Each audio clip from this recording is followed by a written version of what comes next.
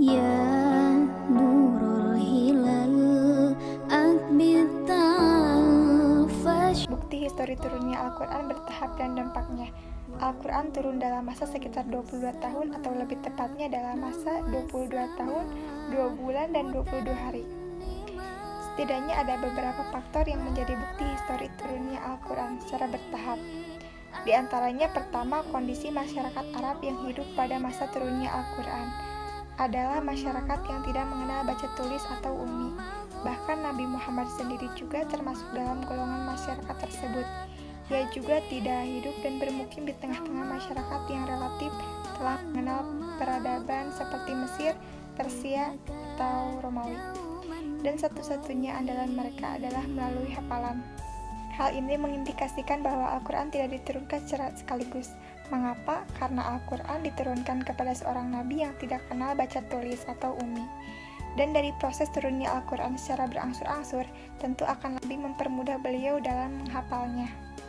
Selain itu, jika Al-Quran diturunkan secara sekaligus di dalam masyarakat baru yang mulai berkembang, tentu juga akan mengejutkan mereka dengan perundang-undangan, kebiasaan-kebiasaan, dan etika yang belum bisa mereka hayati sebelumnya.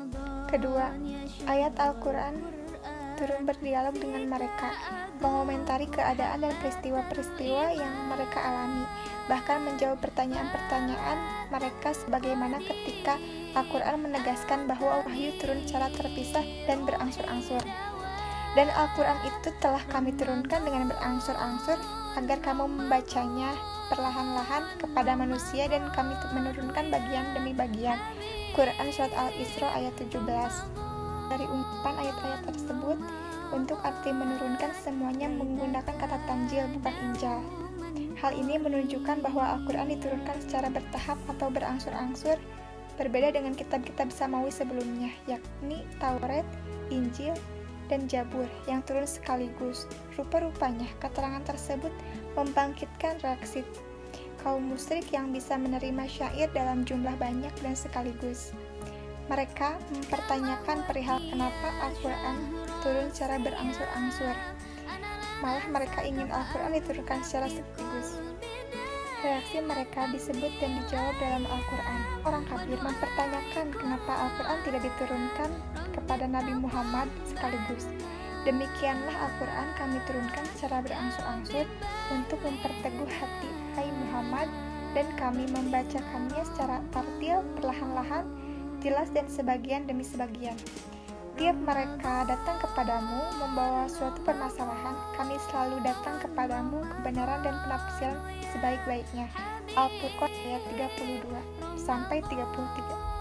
Dampak proses turunnya Al-Quran secara berangsur-angsur sesungguhnya membuat dakwah Nabi dan ajaran Al-Quran lebih mudah dan leluasa untuk diterima di kalangan masyarakat saat itu. Proses turunnya ayat-ayat Al-Quran tersebut sangat disesuaikan dengan keadaan dan kebutuhan masyarakat saat itu.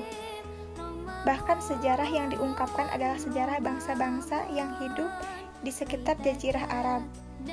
Peristiwa-peristiwa yang dibawakan adalah peristiwa-peristiwa mereka.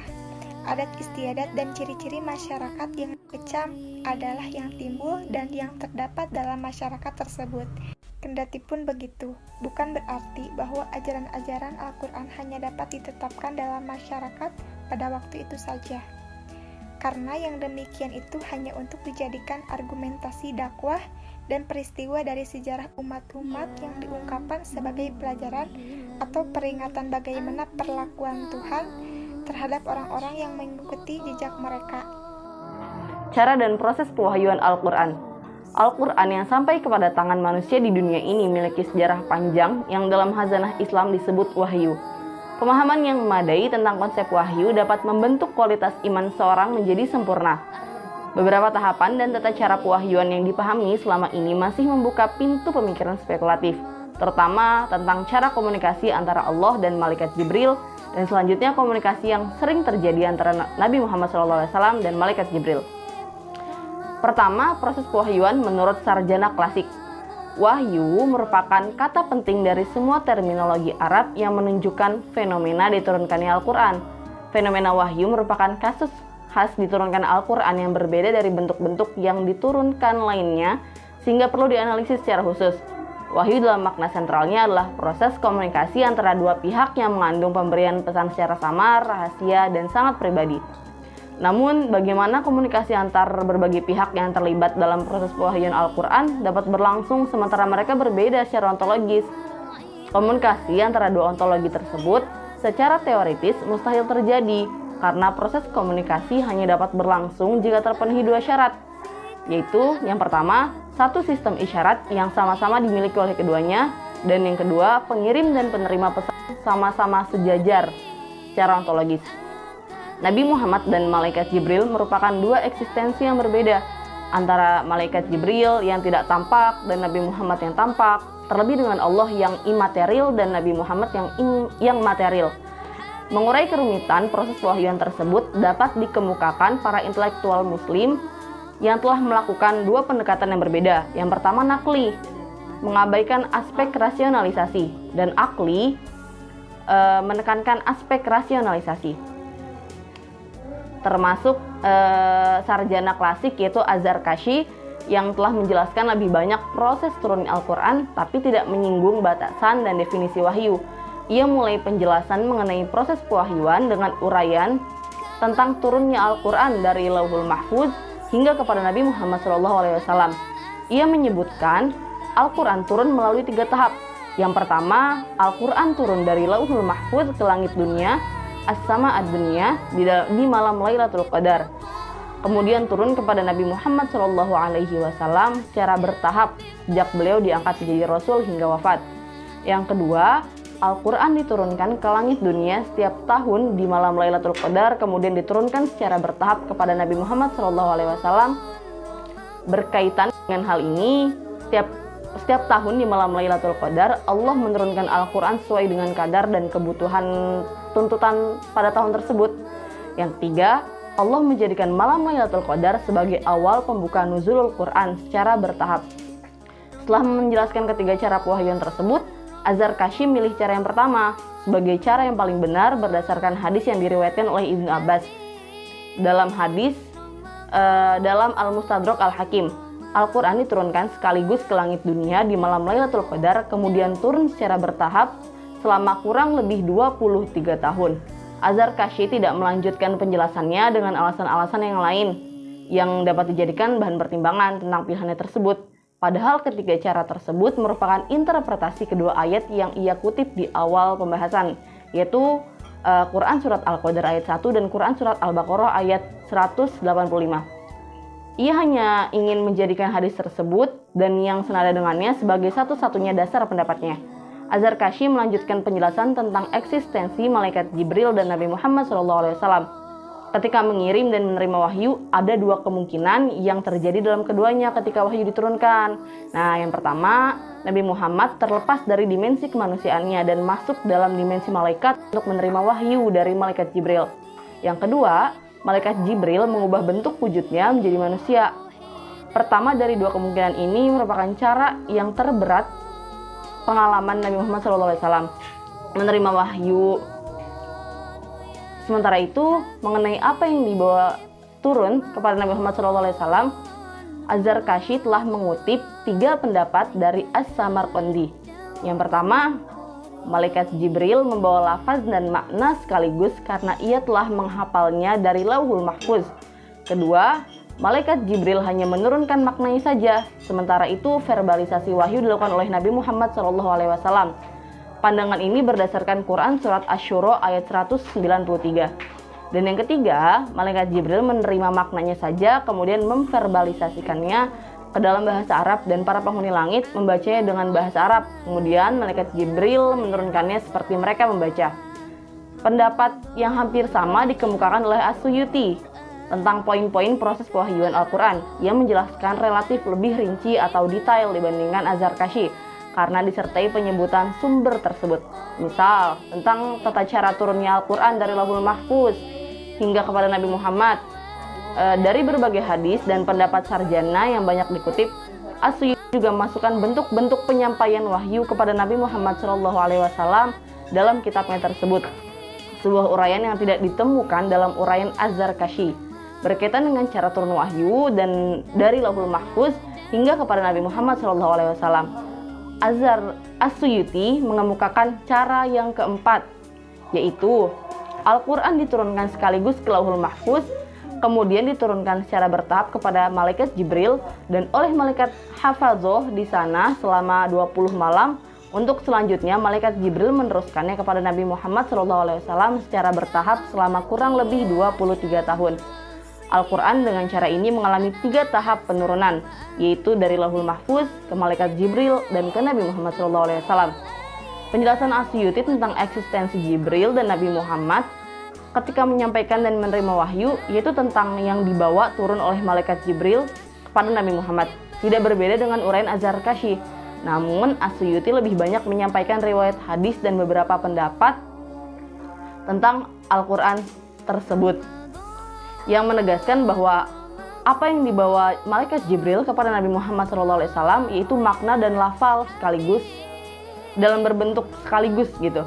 Sementara itu bentuk-bentuk penyampaian wahyu kepada Nabi Muhammad, As-Suyuti mengklasifikasikannya menjadi 5 macam. Yang pertama, Jibril datang bagaikan bunyi gemerincing lonceng dengan membawa wahyu. Wahyu yang dalam bentuk ini merupakan yang terberat yang pernah dirasakan oleh Nabi Muhammad SAW.